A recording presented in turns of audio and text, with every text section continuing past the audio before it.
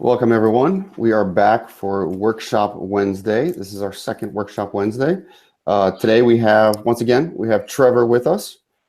Hey guys. And we're both on camera this time. Yeah. And we have also brought one of our co-pilots along with us, and designer, developer extraordinaire, Deddy Lunar Kid. Hello, Hi, Deddy. everyone. Or actually, I always get that wrong. Is it Deddy or is it Deddy? Didi. Diddy.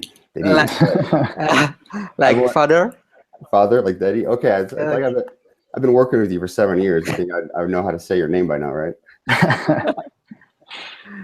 Okay, so today for our Workshop Wednesday, we are going to tackle front-end development, otherwise known as UI prototype. First off, you just want to, if you happen to miss the first Workshop Wednesday, just kind of a recap of Topcoder design. Our goal here really is to grow this global community that you're part of, to help solve real-world UI UX problems for our customers. And our customers are enterprise customers. So for you designers and developers to learn what problems they're looking to solve, and the best way for us to help them in a creative way to solve those problems. So at Topcoder Design, you have an opportunity to compete in many types of design challenges to win prize money, sharpen your skills, and to learn the latest technologies while working on real web and application design projects, like I said, for our big name customers. So our process is challenge-based. So we run competitions for design and for development. Today, we're going to cover off how we run challenges for front-end development, otherwise known as UI prototype. Through this process, we promote design education, open design thinking, and innovation through rapid design.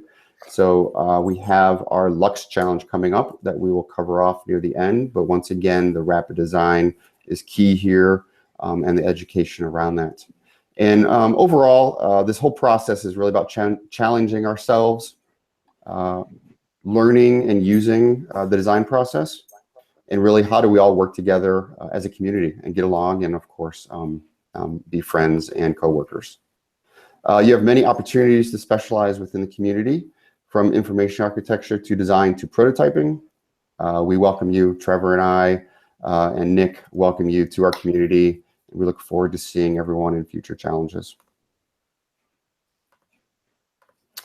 Once again, a recap of our three main areas: information architecture, UI design, and front-end development. Today, we're going to cover off on front-end development. Information architecture is our wireframe track focused on information architecture and really kind of breaking down a project's requirements and the details around that, the interactions, and kind of what's the best way to display that content that will then later be designed by the design community. UI design is focused on user experience, user interface, and customer experience challenges. We covered that off on Workshop Wednesday #1. So if you want to learn more about that, please go check out the first video. And then, of course, today we are going to focus on front-end development. So front-end development. So the front-end dev process. I got to get something to drink real fast.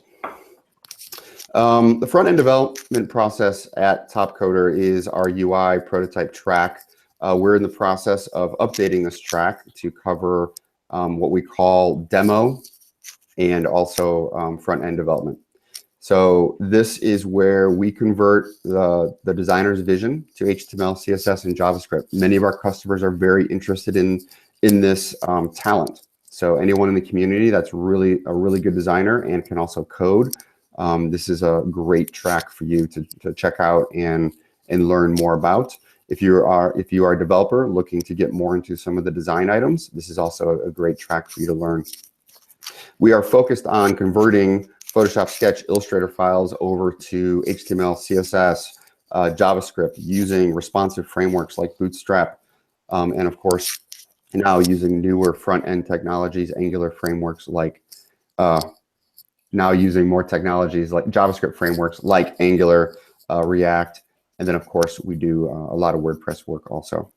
It's a little bit of a different story with that, but these are the types of things. If you're interested in these technologies, this is what we are leveraging for the front-end dev process.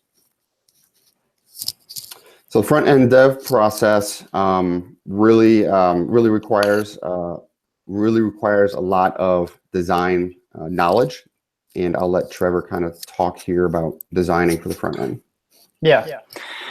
So I think this is where we can kind of start to bridge that gap a little bit. So if you're either a designer kind of solely focused on design, or a front-end dev that's kind of playing both roles, so more design chops with also development skills as well.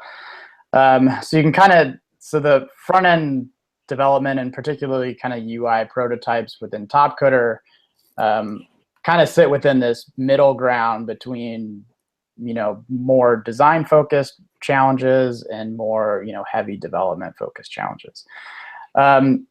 So approaching this from kind of more of a a strictly designer's perspective, there's a few things that I think all designers should kind of keep in mind while they're designing, to make the front end development process easier, as well as kind of just making that transition a little bit smoother. So things like using grids and breakpoints. So the majority of all the UI prototype work that we do is using some kind of framework. So things like Bootstrap, or some client specific grid system, or like Zurb Foundations is another one. So if we can start to design things with those items in mind, we're already assisting the developers in kind of getting everything set up, correct sizing, everything is kind of structured in the correct way for them. The other aspect of the grid system is also accounting for breakpoints. So this is largely dependent on what kind of challenge we're actually designing. So a responsive web versus more of kind of a native application. And so each of those will have kind of unique breakpoints, more specifically around responsive web. So Bootstrap, Foundations, any kind of client-specific grid will all have kind of their unique breakpoints for desktop, tablet, and mobile. And the majority of the time, these will be called out in the actual challenge spec. So it's extremely important to kind of use those breakpoints along with any grid system during your design process. And then kind of piggybacking on that, we kind of get into this whole idea of retina design. And this is obviously more focused on native application design, but making sure that you're accounting for retina displays, making sure that any graphics such as icons are all designed in a way that can be exported at multiple resolutions and sizes. So 1x, 2x, and then getting into Android, where things start to get crazy huge with kind of multiple DPIs and stuff like that. But it's important in kind of the design setup of your files to make sure you're accounting for these resolutions. And the same would go with images as well. So making sure that the actual resolution of the image is large enough to kind of handle those retina resolutions.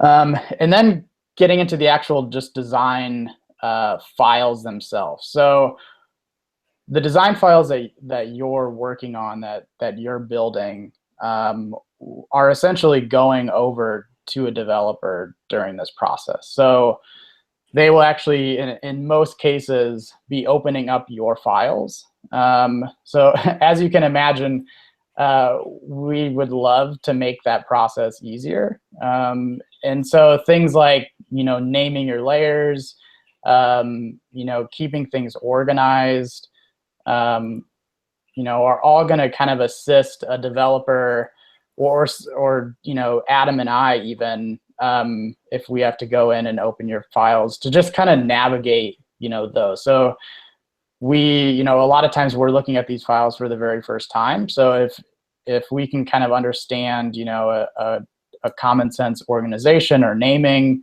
it's only going to make that process easier. And then kind of going along with the retina graphics. So anything that you can, use as kind of vector assets within your files is only going to assist in that process. So, using smart objects or, importing any kind of vector icons, as path layers or SVGs, all those are going to assist in kind of setting up your files to make that transition, even easier for a developer. And then the last piece is kind of just a shout out to a blog post about full stack designers. So this kind of gets into a little bit of that middle ground of what is, front end dev, and starts to kind of talk about the transition of kind of unique designer roles. So moving away from kind of I'm just a UI designer or I'm just a UX designer, and starting to think about the entire design picture. So, what is, what are the ideas up front? How do I envision, those ideas coming to life, all the way through design to, interactions to front end development. So it's really about having, the big picture perspective as a designer, even in the case within Topcoder when you might only be, working on one challenge. So I would definitely encourage everyone to kind of read that blog post. There's definitely some good information, some kind of new ways to think about design and kind of how it applies to Topcoder, and definitely ask, any questions. Great. Thanks, Trevor. And a key thing here, I think, for all the designers, it's very, very important to make sure that the naming layers and organization of your files, because one of the things we're going to start pushing here is the ability to create the CSS, the color assets, those kind of files from your files. So Sketch has plugins for this now, but being able to make that transition from the design challenge to the prototype challenge smoother for the UI prototypers. So they're all working from the same set of assets. So this is an improvement we're looking to do within the front end development track. Yep. So when we come to the front end development, what's the process? So if you are new to this, or as a designer you've never looked at what this is in our code track. So front end dev falls into Topcoder development process. So the way it works is you register for the challenge, and registration here is important because you have this idea of reliability. So if you register and you do not submit, that will hurt your reliability. If you register and unsubmit, if you register and unregister before the submission window opens, then you will not be dinged on your reliability. So essentially there is an additional payment for having a good reliability when you submit in one of these challenges. So registration period, and then we have the submission period. So in a front-end dev challenge, the submission period is typically between 3 to 5 days.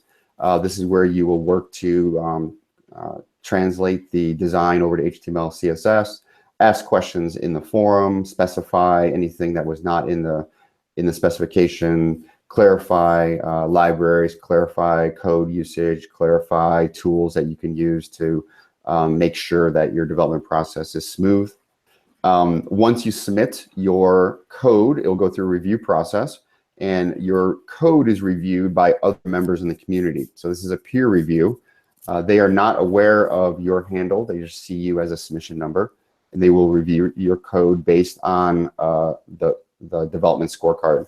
So the scorecard we use is an HTML5 responsive scorecard, or we are currently updating. LunarKit is currently updating a couple scorecards. So we have them for React and Angular within this track. And then once the review is done, based on the score, we have a winner. So if you have a score that's say an 85 or a 90, and someone has a 91 or 92, they would then win, and you possibly could be second place or third place. At the end, once the review is done, all the items that were found in the review process is aggregated, and then as the winner, you need to make those fixes. So if there are browser issues, if there's small responsive issues that were found, you need to make those fixes, and then we present your files to the customer. At that point, the customer reviews them. Typically, they're very happy. They see everything that they need. The responsiveness works, and then we move on to the next step. If the customer does happen to find some issues, we come back to you to make those additional updates, those fixes, and then we sign off on the final review. So similar multi-step process as design, but it follows our code track for how we review and how it is scored. The score is based on a peer review as opposed to the customer picking. So if anybody has any questions around that, feel free to ask here at the end. So I'm going to show a couple examples on how we break this down. So the key item here is we really want to separate this into demo and front-end development. This has been a confusion point in this track because customers are expecting at times that their demos are going to go and be production ready. And that's what we try to achieve. And then sometimes front-end development is all a customer needs, and we end up putting in extra demo type features that might look good, but then is essentially throwaway during the development process. So extra JavaScript and things like that the customer doesn't necessarily need. So in a demo prototype, this is truly the idea of, hey, we need to convert to HTML, CSS. We want it to work in the browsers. We want it to be great code. But it's more of a showcase. It's we're going to take this to a conference. We need it for a meeting. We need it to go get more funding.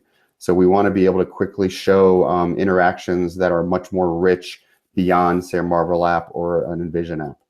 Marvel app and Envision app really is replacing this kind of demo prototype, but there is still a need at times to, on bigger applications, to still kind of do this demo and tie in some kind of data so the customer is able to realize the reality of and potential of the application.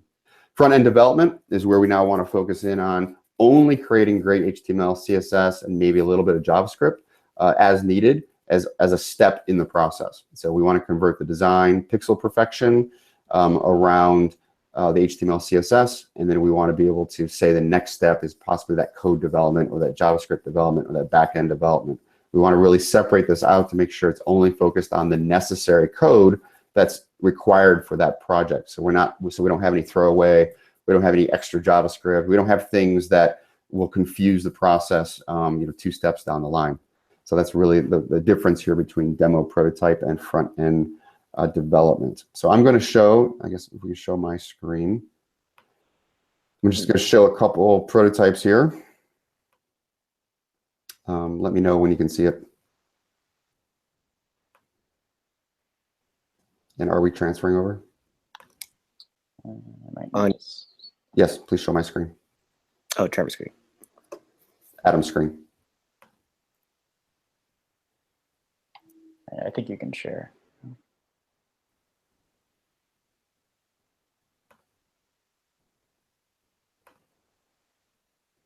There we go. Okay, can you see me? Okay. Yep. So this is an example of a demo prototype. This we created for GE.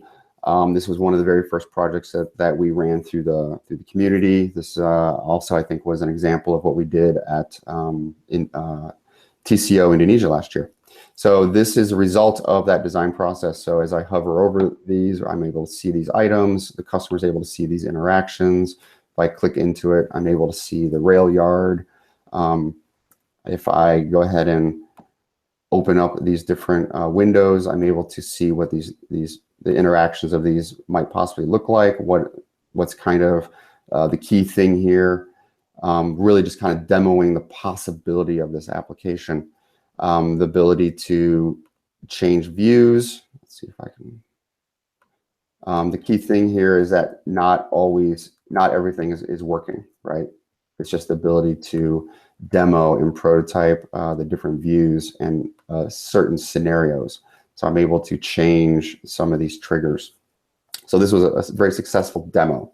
Now, because it was a demo, the code quality is great, but some of it isn't necessarily ready for production.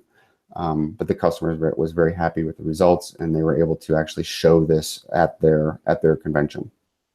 Another example here was this one we did for IBM.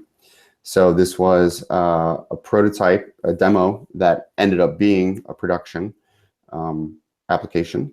But the idea of we want to see what these interactions are to the user, how can they get around the actual site, and how can they start interacting with the different steps that is in this essentially this multi-step introduction to how you get support within IBM.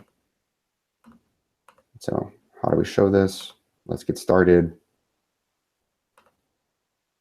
And so this was designed through the design process and then prototyped through the UI prototype.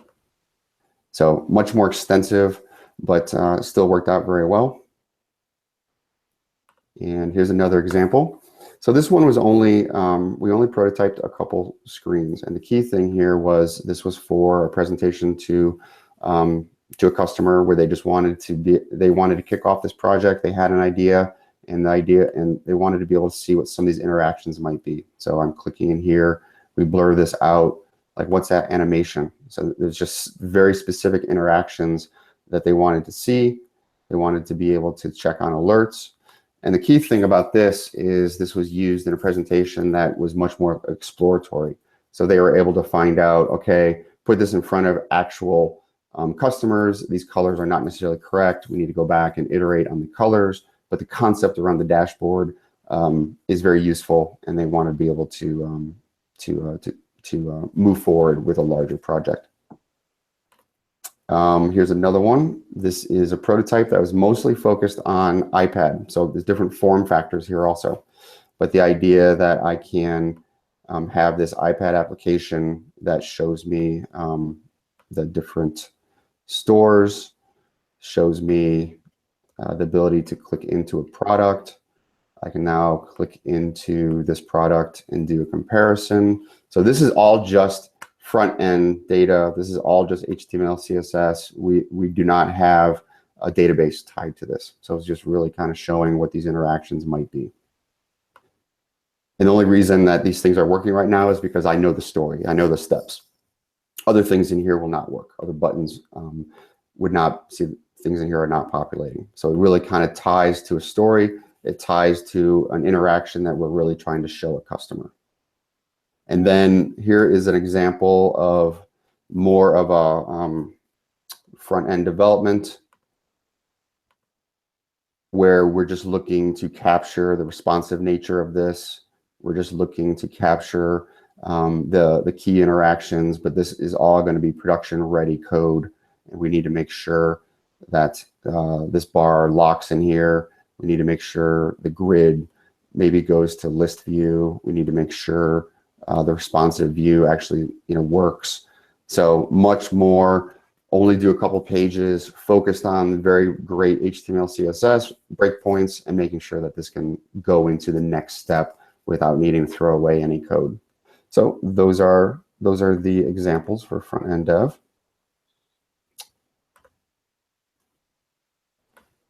Let's see here. Trevor, I think did we lose the other screen? Let me share real quick. Okay, so that covers off on basically the idea around front-end development. I know it's very high level, but just to show you the types of things that as a designer you should be thinking about, and the things that we're going to be moving towards as that transition from design to development.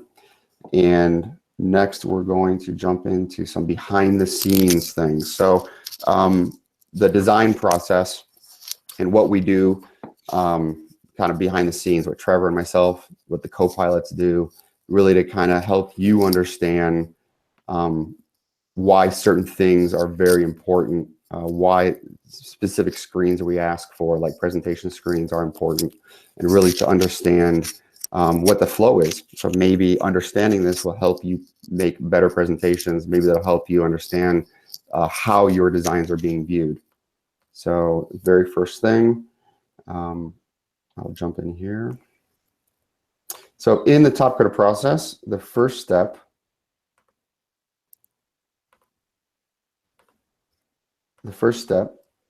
is Topcoder Connect. So a customer comes into Topcoder, they talk with our sales team, or they come into connect.topcoder.com, and they start filling out a project. So they fill out what they're looking for. So maybe they're looking for front-end design, maybe they're looking for front-end development, maybe they're looking for entire app. So in this example, if everyone's familiar with it, this is the GE Challenge Rapid UX for the ROS. So they go in here and they put in details around the description. There are questions here that they fill out. What's the goal of the application? They go in and provide additional details. What are some features they're looking for? So we're trying to make this easier for customers to understand the types of inputs we need into a design challenge. So this is what a customer does. The next step is a co-pilot looks at this, and they start to review it, and they start to draft the challenge. And all of the interactions are captured here in Connect. We also have our customers over here. We have the co-pilot, we have myself, we have the project manager. So you're able to see the rolling checkpoint. We're able to see final review. So all of these things are happening here in Topcoder Connect. So the co-pilot, in this case, Farjar, creates a draft of the challenge, and the customer signs off on this draft of the challenge. The next step is we input it into Topcoder Direct. One second.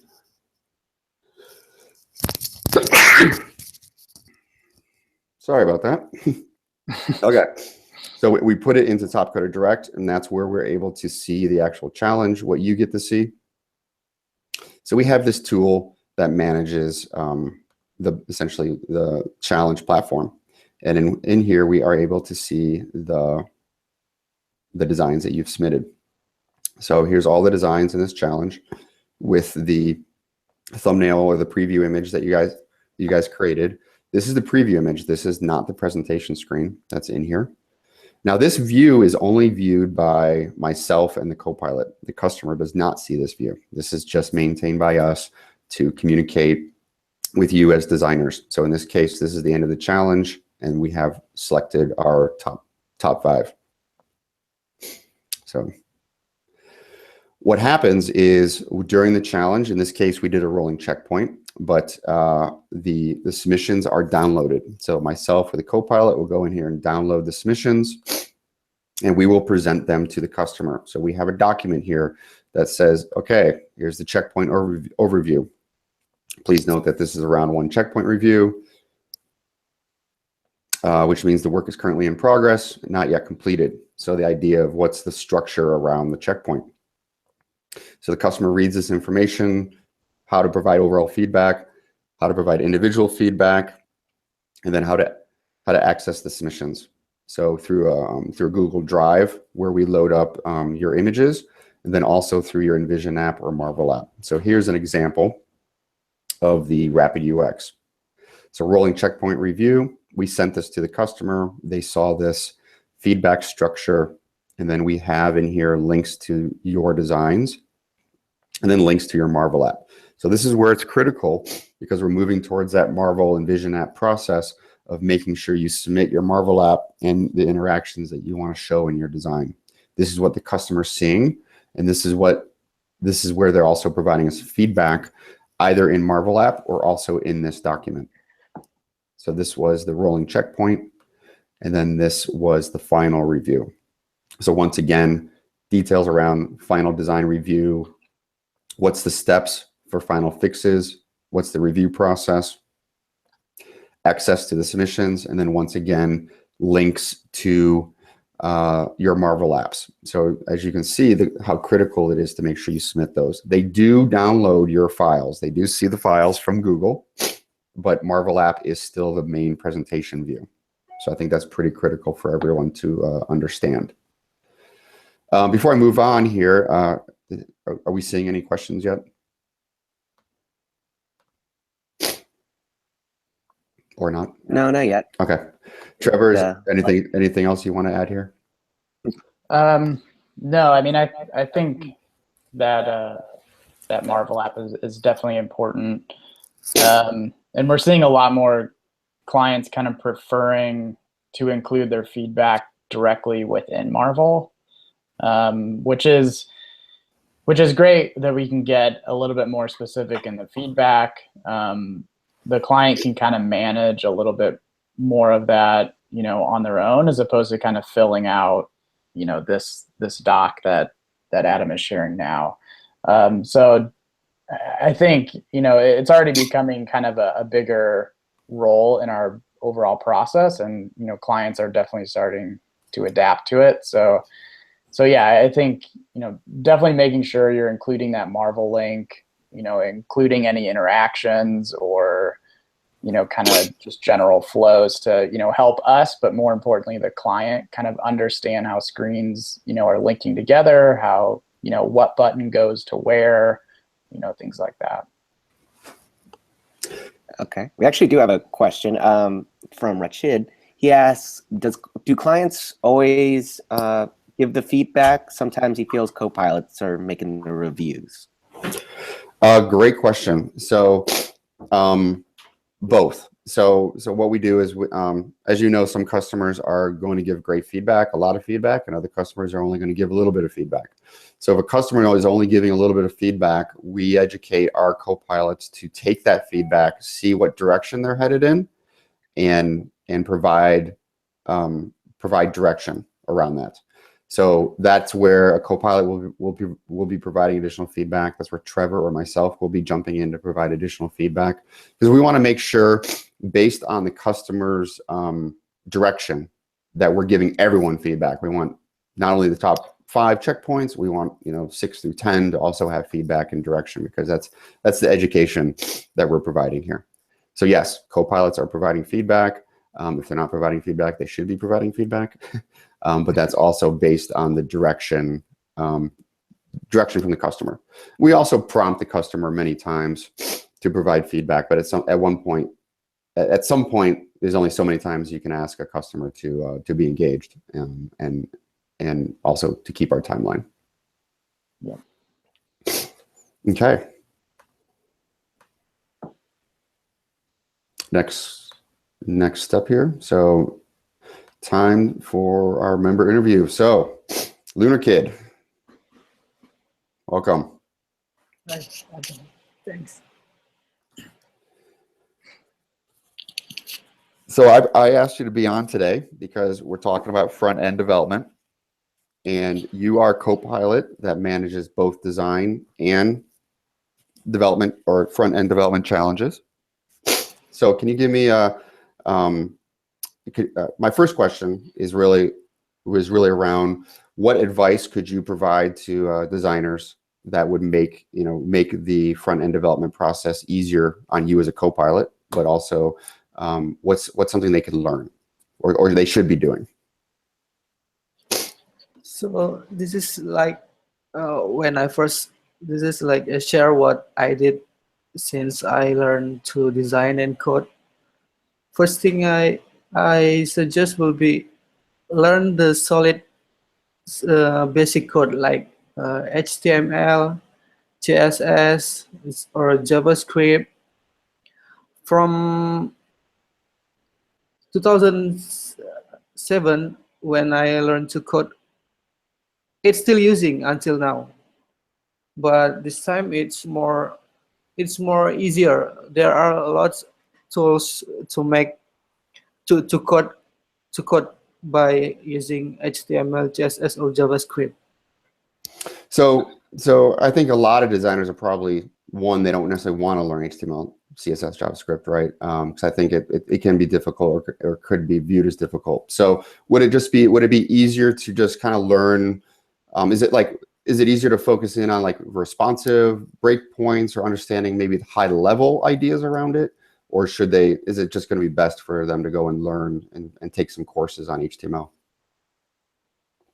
Is there an easier entry into this? I think there are a lot of sites like w3schools.com that can teach about very basic coding for that HTML, CSS, or JavaScript with some sample code and sample. It will be easier to designer, I think. Okay. So when we talk about front-end technologies, front-end development, what's kind of the cool technology right now, or what is it that you like, or what is it you're interested in? So I like React.js and React Native for now, because React.js and React Native actually using the same code format, but they can run in both web development, also the native device. That's what makes this language so powerful, I think. You can grab desktop, also the native device. Okay. So LunarKid and I are currently working on a React scorecard. So I'm hopefully excited, or I'm excited to get that moving so we can start doing some more React work. So you've been a member since 2007. And not only were you designer and UI prototyper, but you are obviously a long-term co-pilot. So 752 challenges. Did you realize you've done that many? No, it's so fun. I never counted. It's a big number. Yeah. 97% fulfillment. So what's up with the other percent? 3%, man. Maybe they cancel. Sometimes client not like the result. Maybe they not clearly explain to us what they want since the beginning, and when the result coming. Yep. Yeah, no, I'm just giving you a hard time. 97% is pretty great there. So. So how do you find time to manage all these challenges? I think because I already get used to. I have actually I have like to-do list, what I need to do, priority list, what I need to do first, and then start from the easy one to the hard one. That will make thing complete in correct time. Okay. So not only are you co-pilot, but you've also been spending time with React this last year. So how are you finding time to do both of those, or what's driving you to learn React? I'm learning about iOS also and Android development. Okay. But I think that too much different code language I need to learn. For iOS, I must learn Swift code, or Objective-C, and for Android, I need to learn about the Gradle Android. But with this React and JS, with one same code format, I can build for more than one platform, desktop and native. Okay, great. Okay. Nice. Trevor, any questions for LunarKid? Yeah, we do have one from our previous guest, Arianto. He just asked any tips for members who want to become a co-pilot. Adam could probably. Arianto, you are a co-pilot. Yeah. That's true. But no, LunarKid, any tips for anyone who wants to be a co-pilot besides get an email from Adam? Any tips, Daddy? Never give up if you lose the challenge. Keep moving. Actually, you know what? So This is a great, actually great question, Ariane, too. So, one of the reasons I asked LunarKid to be our very first co-pilot is because he pays attention to the details. So when I met LunarKid, he was competing in design challenges, and he was also competing in our very first HTML prototype challenges. Yeah. This is when we used to have this over on Studio. So this was not in the code track. We didn't have a scorecard. It was, submit your HTML, CSS, and it was subjective because we would load things into a browser, and the customer would be like, oh, hey, this one's great, but it's failing in IE, so that's obviously not a first place. And then someone else's UI prototype would be working in all the browsers, but maybe some of the details were not there. So Dedi was losing a lot of those challenges, but the detail he had in those challenges I found to be incredible. So he had a lot of great detail around the CSS, a lot of great detail on how the browser rendered specific buttons. But he was losing because his challenges kept failing in IE. So IE, I don't know, you didn't have IE at the time, or somehow we're not able to test in IE. So he was taking second or wasn't placing. But I noticed that the quality was there. So I asked Eddie to be one of our first co-pilots because to me, the eye for the detail, the eye for paying attention to what the customer was asking for is super important. And I think it's really helped you all these years to be a good co-pilot. So Ariane, that's to your question, attention to detail. And I think that's really the co-pilot role, is to facilitate the details, because Trevor and I can't be everywhere. As you guys know, I travel a lot and I'm with customers. So just the ability for co-pilots to manage all those details and provide Trevor and myself with the answers we need when we're working with customers is super critical. Yep. Okay. I have a question for Dedi. So every challenge that you register for, you compete in, do you actually submit to all those, or do you try to only submit to register to ones that you know you're going to submit to? So. So this is before I become a co-pilot, right? Well, Yeah. I think also, are you competing at all right now? That's a good question too. No. Actually, I just picked the one that I can submit, that I am familiar with the code technology. I will submit. Okay. Right on that, is that a good thing to do? Like only register for challenges that you know you're going to submit to, or something that members should be aware of? Sorry? Oh, that's for Adam. I'm sorry.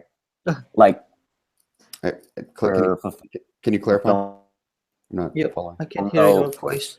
Only register for challenges that you are going to submit to, right? Well, yeah. So ideally, if please unregister if you're not going to submit, right? We want to try and help to make sure the numbers make sense, that if you are registering, that you do submit. As in front-end development, we have a reliability rating. Trevor and I are working on introducing that to the design track here, hopefully by the end of the year. We're already in May, but we are looking to make it so that we promote the behavior of registering and unregistering. So we have a better idea of who's submitting at a checkpoint, what's the quality of the challenge, and essentially is the customer going to see success? Yeah. So, okay. Cool. Next up, we have recap of design challenges. So for the month of May, we are doing our fun challenges. We just had our rolling checkpoint on Monday.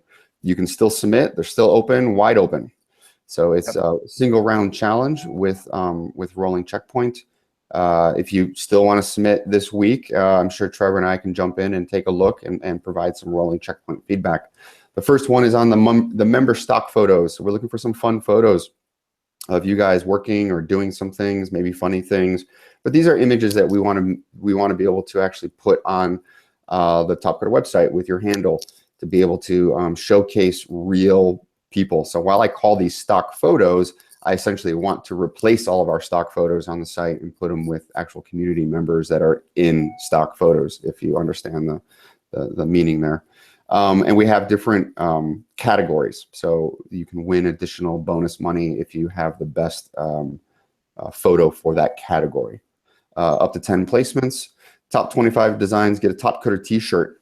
So I think at the rolling checkpoint, we only had one. So still a lot of room in there for submissions. And then we also have the Tinker with the Topcoder logo.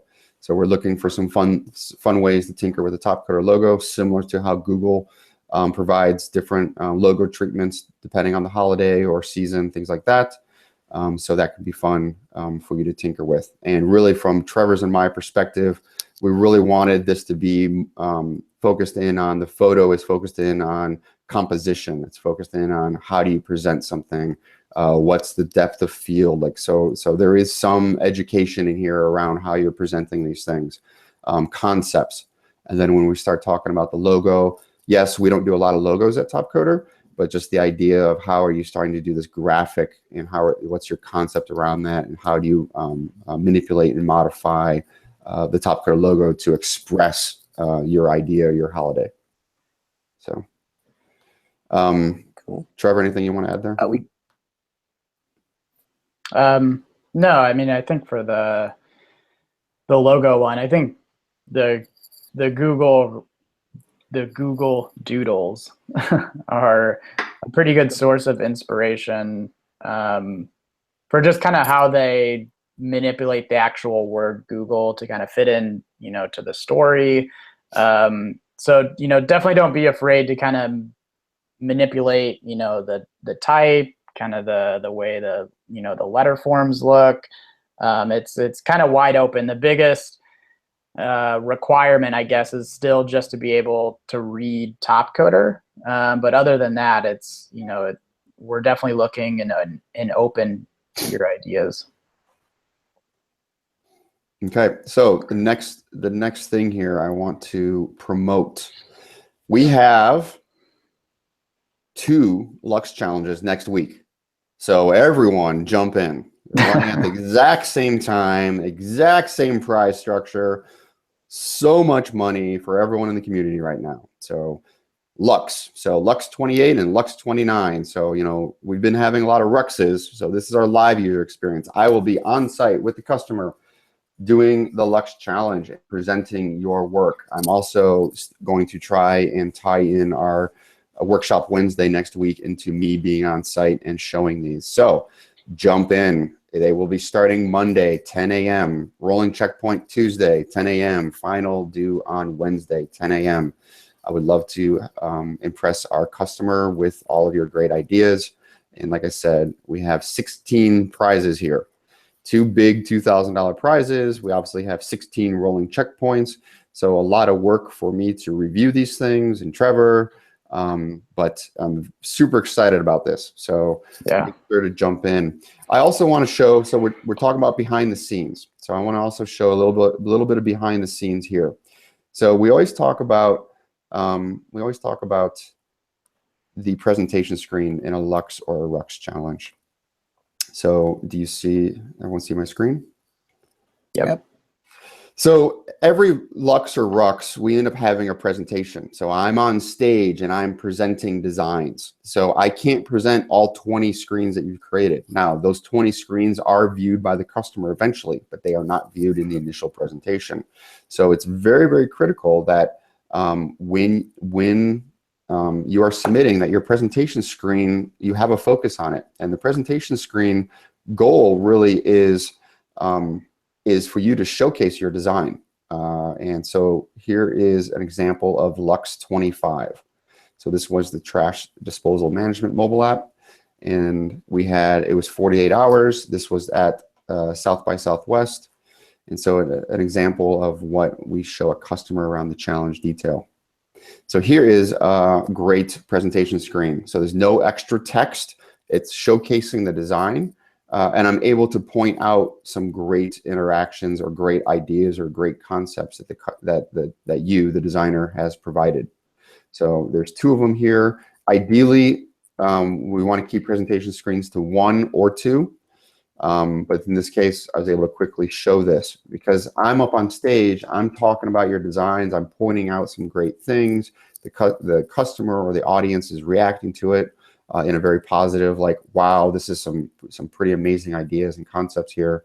So once again, here's another presentation screen. So in this case, I wouldn't want this text on here, the pickup message, redeem, recycle, calendar. Just keeping it with the images and letting the images tell the story and let me help tell your story is really the goal here. And also Trevor, if he's presenting and telling that same story.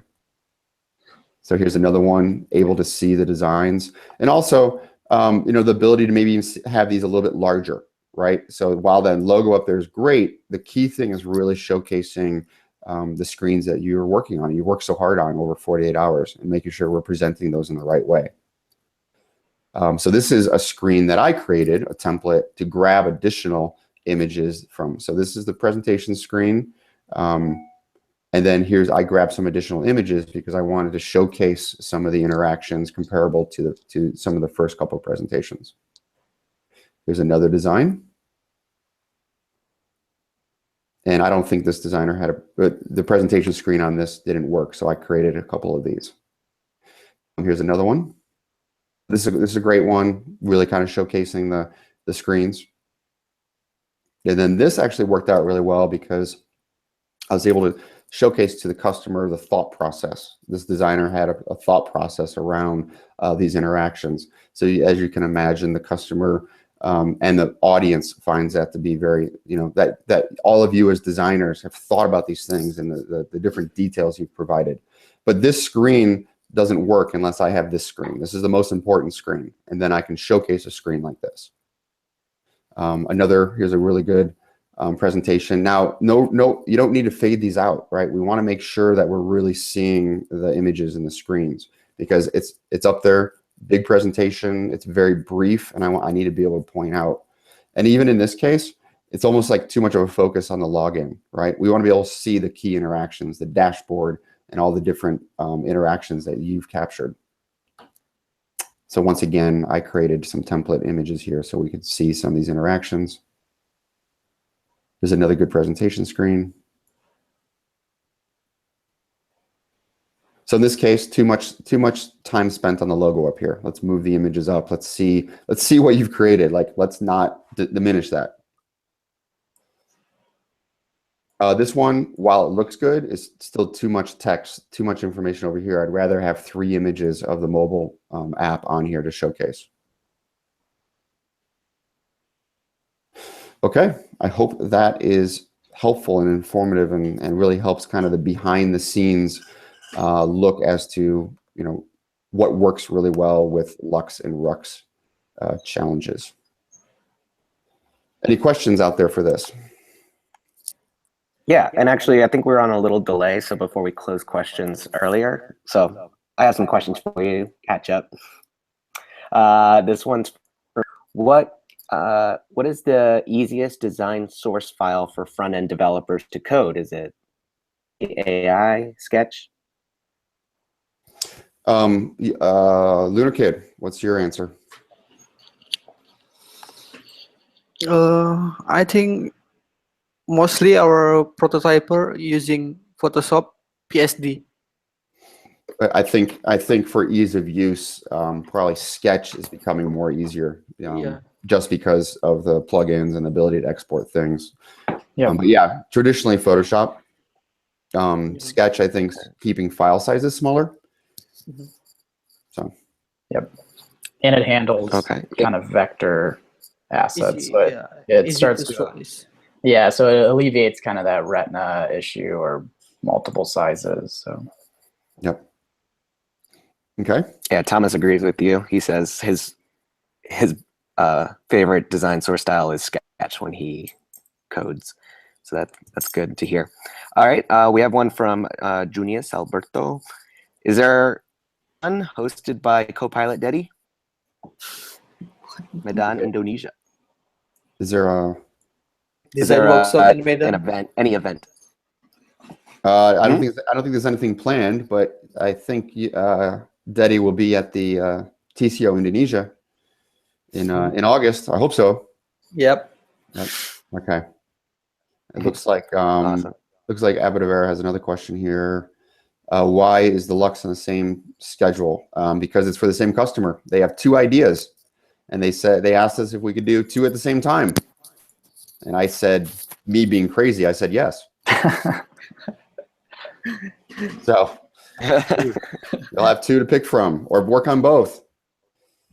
So they will be mobile focused. So they will be mobile apps. One of them may have some desktop screens, but as far as I know right this minute, we're finalizing what they will be tomorrow, but they will be mobile. All right. Okay. What questions we have? So now on to the big news. If I can find out.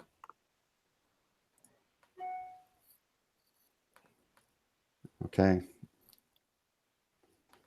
Trevor, are we ready to show them? We're ready.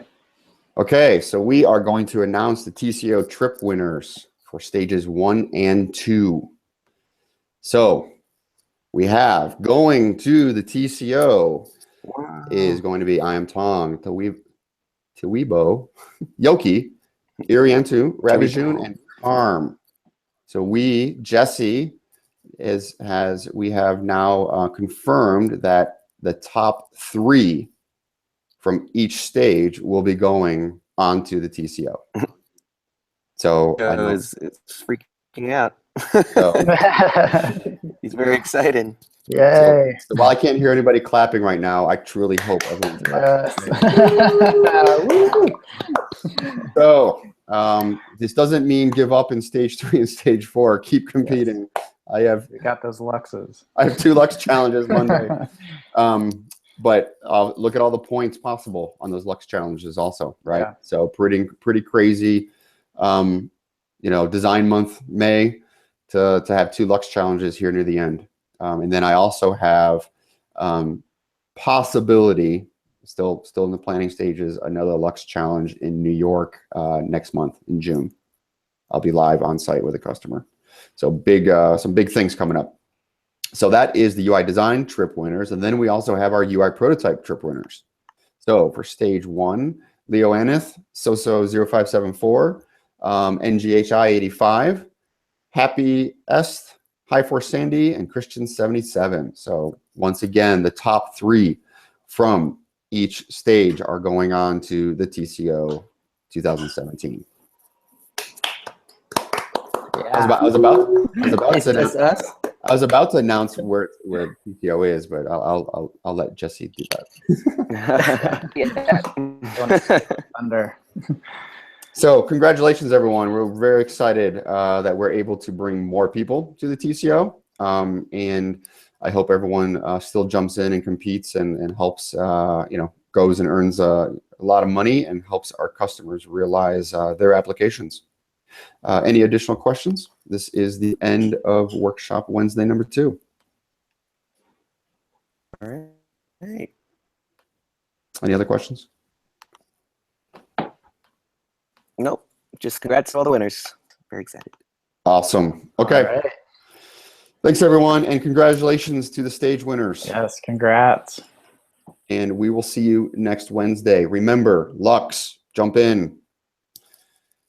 We need you.